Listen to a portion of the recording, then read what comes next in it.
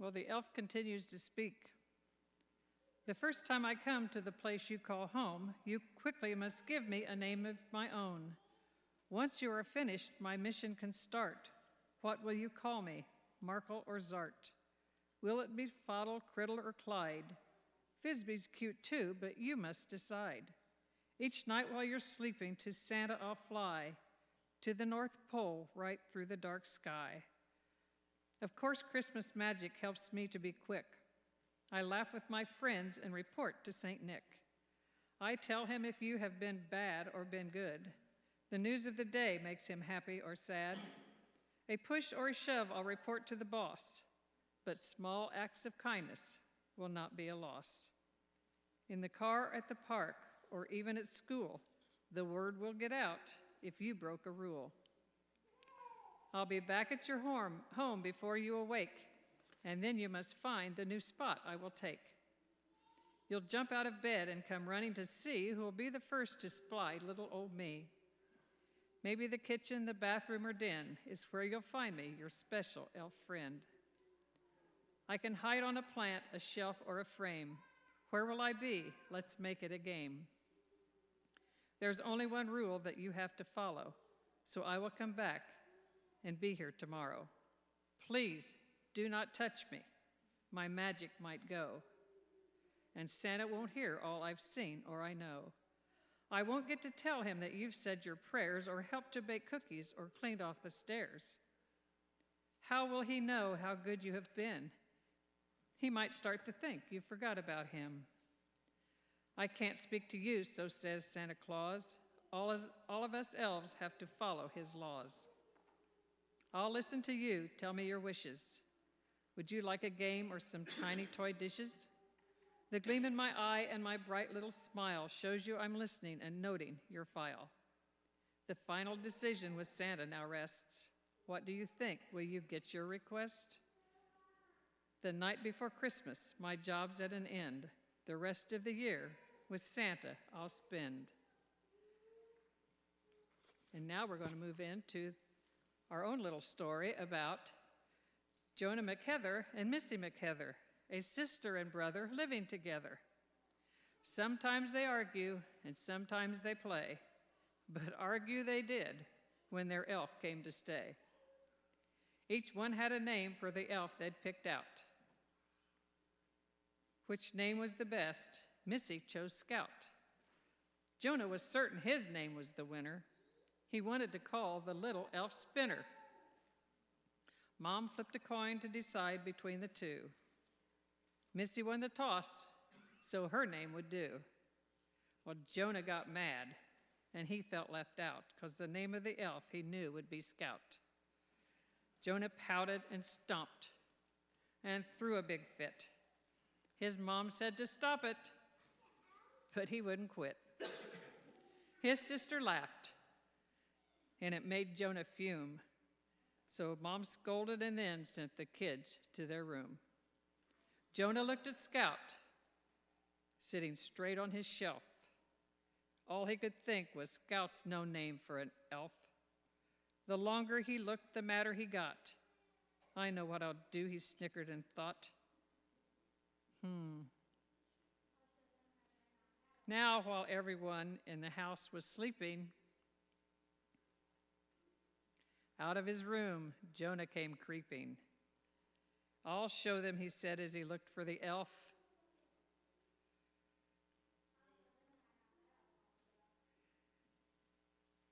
So knock it he did, and he went back to sleeping. He woke up the next morning to his sisters weeping.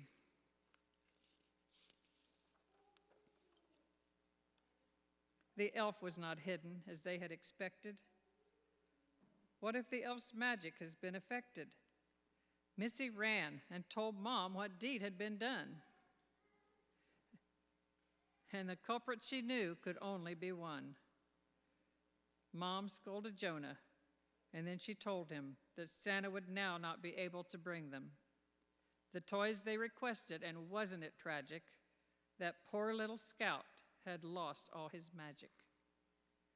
Well, Jonah felt bad, and he started to cry.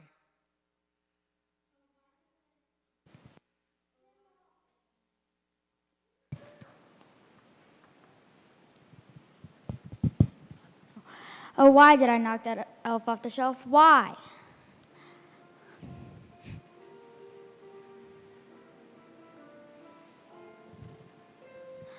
I'm getting nothing for Christmas. Mommy and Daddy are mad. I'm getting nothing for Christmas, 'cause I ain't been nothing but bad.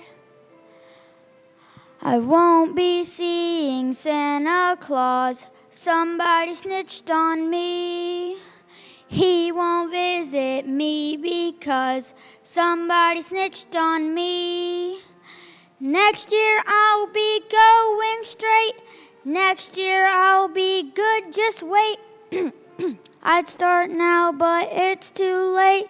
Somebody snitched on me. I'm getting nothing for Christmas. Mommy and Daddy are mad. I'm getting nothing for Christmas, 'cause I ain't been nothing but bad.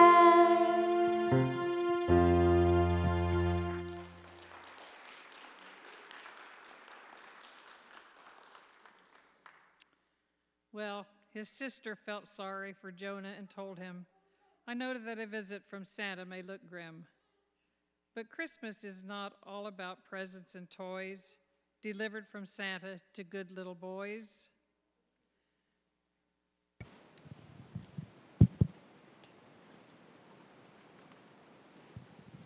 The true meaning of Christmas is found in this manger.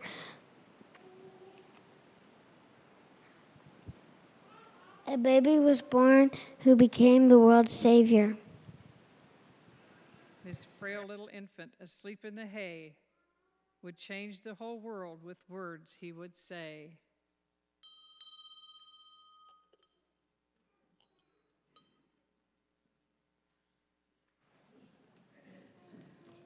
Away in a manger.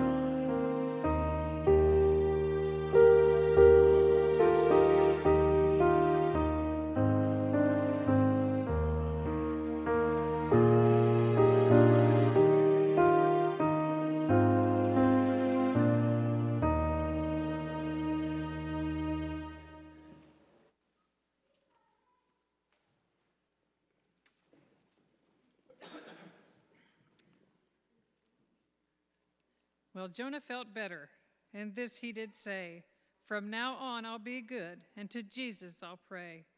I'll pray that this year, instead of some trinket, Santa brings everyone lots of love through the Spirit. Love from Jesus who loves everyone. It's like Jesus we all should want to become. Because of his prayer and the lesson he had learned, that evening Scout's magic returned. Scout hurried off to tell Santa the news, knowing that there was no time to lose. He told about the prayer he had heard Jonah pray, about Santa bringing love to the whole world that day.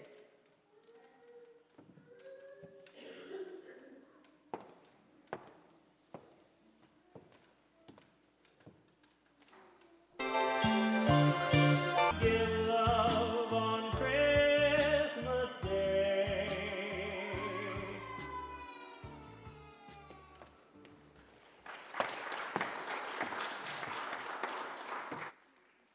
Well, Santa was happy and his heart was a quiver. He loaded up Scout and they went off to deliver his bag full of toys, but much more than that.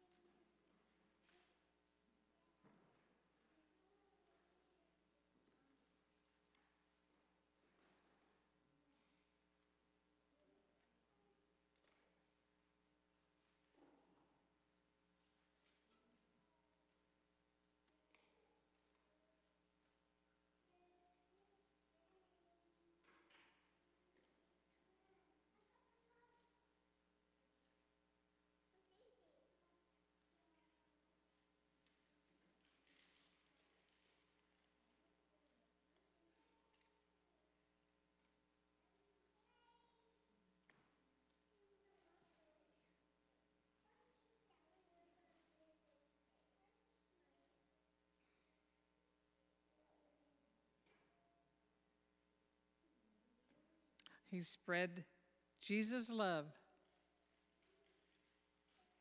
and then tipped his hat.